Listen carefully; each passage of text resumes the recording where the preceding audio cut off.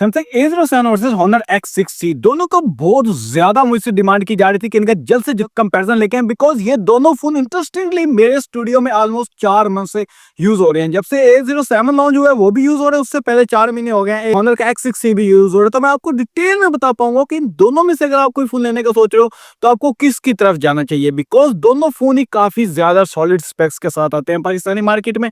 Number one, दोनों की design की बात करते हैं ना तो यहाँ पे आपकी पर्सनल प्रेफरेंस है। मुझे थोड़ा सा ज्यादा प्यारा डिजाइन Honor X6C का लगा है बिकॉज इसका व्हाइट कलर, इसके कैमरा बम और कैमरा बम के आसपास जो रिंग है बहुत खूबसूरत लगती है। A07 का डिजाइन थोड़ा मिनिमलिस्टिक है, थोड़ा ओल्ड फील देता है आपको छोटे से कैमरा बम पे, और स्लिम ज्यादा A07 आपको फील हो सकता है। फ्रंट डिस्प्ले पे आते हैं तो यहाँ पे दोनों फोन ही 720p डिस्प्ले प्रोवाइड करते हैं, जबकि Honor के अंदर हमें 120 हर्ट्ज डिस्प्ले देखने को मिलती है और उसके साथ साथ वाटर ड्रॉप नॉच नहीं देखने को मिलती, A07 में देखने को मिलती है। X6C के अंदर आपको डॉट देखने को मिलता है। तो ओवरऑल डिस्प्ले लेटेस्ट हमें Honor X6C की लगती है और स्मूथ भी ज्यादा Honor X6C की है एंड ब्राइटनेस भी Honor X6C की ज्यादा देखने को मिलती है। अब डिजाइन एंड डिस्प्ले कैटेगरी में तो Honor X6C बेहतर निकल के जाता है। अब बात कर लेते हैं अगर इनकी परफॉर्मेंस की, तो यहाँ पे हमें 6GB 128GB वाला वेरिएंट अंडर 30,000 मतलब कि 27,000 का देखने को मिल जाता है Honor X6C का। वहीं पे अगर आप बात करते हो सैमसंग की तो इसका जो 6128GB वाला वेरिएंट है वो तो बहुत महंगा हो जाता है और उसको मैं इस कैटेगरी में कंपेयर भी नहीं करूंगा। इसका मैं 464 वाला वेरिएंट लेके चलूंगा, ये 4128 वाला, जिनकी प्राइस ऑलमोस्ट सेम निकल के आती है। यहाँ पे परफॉर्मेंस में कितना डिफरेंस आता है क्योंकि सैमसंग के अंदर हमें G99 देखने को मिलता है जबकि Honor X6C के अंदर हमें G81 देखने को मिलता है। लेकिन शॉकिंगली अगर आप डेली यूज करते हो तो Honor X6C ज्यादा फास्ट फील होता है, ज्यादा एप्स ओपनिंग स्पीड स्मूथ है उस फोन की और ओवरऑल वो फोन चलने में ज्यादा स्मूथ है। हालांकि ना उसके अंदर UFS स्टोरेज है एंड ना ही G99 है, जबकि अगर सैमसंग की बात करते हो तो उसके अंदर हमें UFS स्टोरेज भी देखने को मिलती है, G99 भी देखने को मिलता है और One UI 8 का अपडेट भी आ गया, Android 16 के ऊपर भी चला गया, फिर भी वो वाला फोन स्लो फील होता है। ये चीज बहुत इंपॉर्टेंट थी जो आप लोगों को बतानी थी कि अगर डेली यूजेस करते हो ना आप तो फिर आपको X6C लेना चाहिए, वो ज्यादा फास्ट है। बिकॉज वो सैमसंग की बात करते हो ना, स्टूडियो में इस टाइम A05 भी पड़ा है, नहीं सेल किया, A06 के तो 2 यूनिट पड़े हैं एंड अगर आप बात करते हो A07 की तो वो भी मेरे पास अवेलेबल है।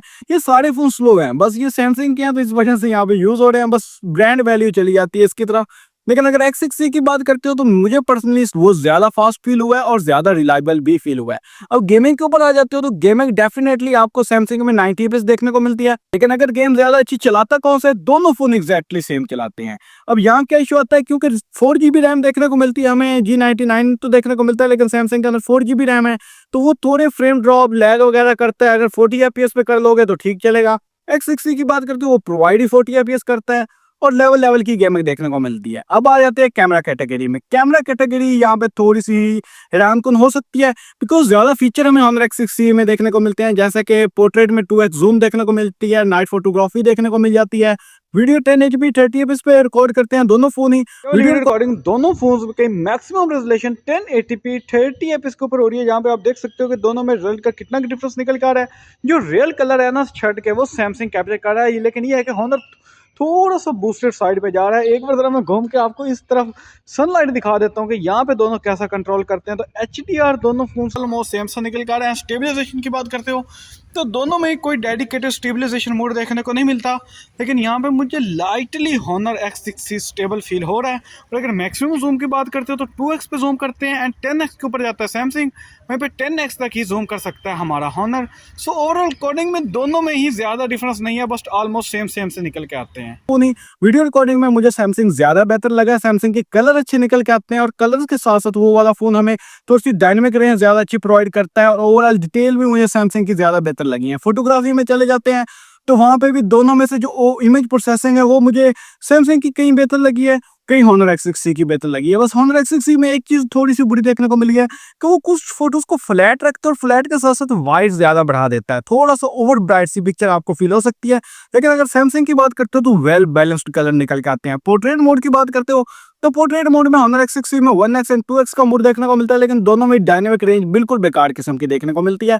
मींस ये कि फोटो में एजिटेशन ठीक है, कलर ठीक आ जाते हैं, फेस को चिट्टा चुट्टा भी ले लेता है, लेकिन बैकग्राउंड को फुली और ब्राइट कर देता है। लेकिन सैमसंग की बात करते हो तो वो बहुत अच्छा क्लिक करता है।